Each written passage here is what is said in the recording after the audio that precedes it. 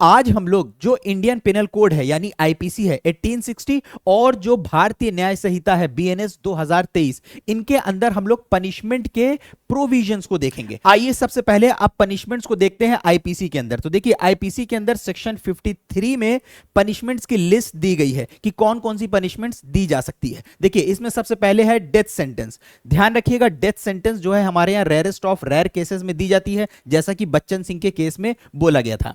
उसके बाद आती है secondly imprisonment for life. Imprisonment for life का मतलब कितना है, उम्र जेल में रहना। ध्यान रखिएगा इंप्रिजनमेंट फॉर लाइफ का मतलब होता है रीगरस इंप्रिजनमेंट एंड नॉट सिंपल, मतलब कि इंप्रिजनमेंट विद हार्ड लेबर। यहां पे ये इंप्रिजनमेंट फॉर लाइफ जो है ये किसकी जगह पे सब्स्टिट्यूट हुई थी, ट्रांसपोर्टेशन फॉर लाइफ की जगह पे। उसके बाद फोर्थली इसके अंदर आती है, एक ओमिट हो चुकी है, फोर्थली आती है इंप्रिजनमेंट यानी कैद which is of two description. यानी अब जो इंप्रिजनमेंट भी होता है वो दो तरीके का होता है, बताया गया है इसके अंदर कौन कौन सा। एक रीगरस इंप्रिजनमेंट यानी किसी को अगर सजा दी गई है उसके अंदर हार्ड लेबर हो सकता है, काम करवाया जा सकता है, गिट्टी तोड़वाई जा सकती है, हार्ड लेबर फोर्स्ड लेबर हो सकता है। तो एक इस तरीके के इंप्रिजनमेंट हो सकता है और एक हो सकता है सिंपल इंप्रिजनमेंट जिसके अंदर इंसान को खाली जेल में रहना होता है। आमतौर पे ये जो रीगरस इंप्रिजनमेंट होती है ये जब तक इंसान कॉन्विक्ट नहीं हो जाता है ये नहीं दी जाती है। सिंपल इंप्रिजनमेंट जैसे अंडर ट्रायल्स होते हैं वो सिंपल इंप्रिजनमेंट में जाते हैं, ठीक है। उसके बाद आती है fifthly four feature of property, property को जब्त करना। उसके बाद आती है फाइन। तो ये पनिशमेंट्स थी अभी तक आईपीसी के अंदर, इंडियन पेनल कोड के अंदर। लेकिन अब आईपीसी जो है बीएनएस के द्वारा रिप्लेस हो गया है। तो अब हम लोग देखते हैं कि बीएनएस के अंदर कौन कौन सी पनिशमेंट है। देखिए सेक्शन 4 में आईपीसी के अंदर सेक्शन 53 में पनिशमेंट की लिस्ट थी, बीएनएस के अंदर सेक्शन 4 में पनिशमेंट की लिस्ट है। कौन कौन सी है, फिर पहली डेथ सेंटेंस है, डेथ सेंटेंस के बाद दूसरी है इंप्रिजनमेंट फॉर लाइफ, उसके बाद तीसरी है imprisonment which is of two descriptions namely rigorous that is with hard labour और सिंपल। उसके बाद forfeiture of property, property को जब्त कर लेना। उसके बाद फाइन और एक नई पनिशमेंट आ गई है कम्युनिटी सर्विस, कम्युनिटी को सर्विस देना। लेसर ऑफेंसेस में छोटे ऑफेंसेस जहां होंगे जैसे community service juvenile justice act के अंदर दी जाती है, तो उसी तरीके कम्युनिटी सर्विस को भी एज अ पनिशमेंट दिया जा सकता है। अब ये पनिशमेंट जैसे डिफेमेशन के अंदर आ गई है, यानी आईपीसी के अंदर जो डिफेमेशन हुआ करता था सेक्शन 499 500, अब वही डिफेमेशन बीएनएस के अंदर सेक्शन 356 के अंदर आ गया है। अब ये जो सेक्शन 356 के अंदर डिफेमेशन आ गया है, इसके अंदर जो सजा दी गई थी डिफेमेशन में उसमें कम्युनिटी सर्विस भी आ गई है। आगे बढ़ते हैं। अब देखिए डिफेमेशन को किस तरीके से पनिशेबल बनाया गया है कम्युनिटी सर्विस के साथ। तो देखिए बीएनएस के अंदर सेक्शन 356 जो है वो डिफेमेशन के ऊपर डील करता है बीएनएस के अंदर। उसी सेक्शन 356 के सब सेक्शन 2 के अंदर डिफेमेशन को पनिशेबल बनाया गया। अब कैसे पनिशेबल बनाया गया, पढ़िए इसको।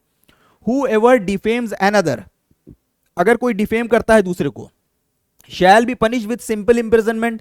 इंप्रिजनमेंट दो तरीके की होती है, rigorous simple, for a term which may extend to 2 years, 2 साल तक, और विद फाइन जो फाइन के साथ हो सकती है, यानी सजा जो हुई है वो फाइन के साथ हो सकती है या दोनों हो सकते हैं, और विद कम्युनिटी सर्विस। अब देखिए आ गया यहां पे और विद कम्युनिटी सर्विस। तो ये कम्युनिटी सर्विस जो पनिशमेंट नई आई है ये डिफेमेशन के अंदर आ गई है। देखिए अब ये जो कम्युनिटी सर्विस है ये आईपीसी से पहले भी जुवेनाइल जस्टिस एक्ट के अंदर मौजूद थी। Juvenile justice act already prescribed community service as a form of punishment. जो जुवेनाइल जस्टिस एक्ट है उसके अंदर ऑलरेडी ये एज अ पनिशमेंट है।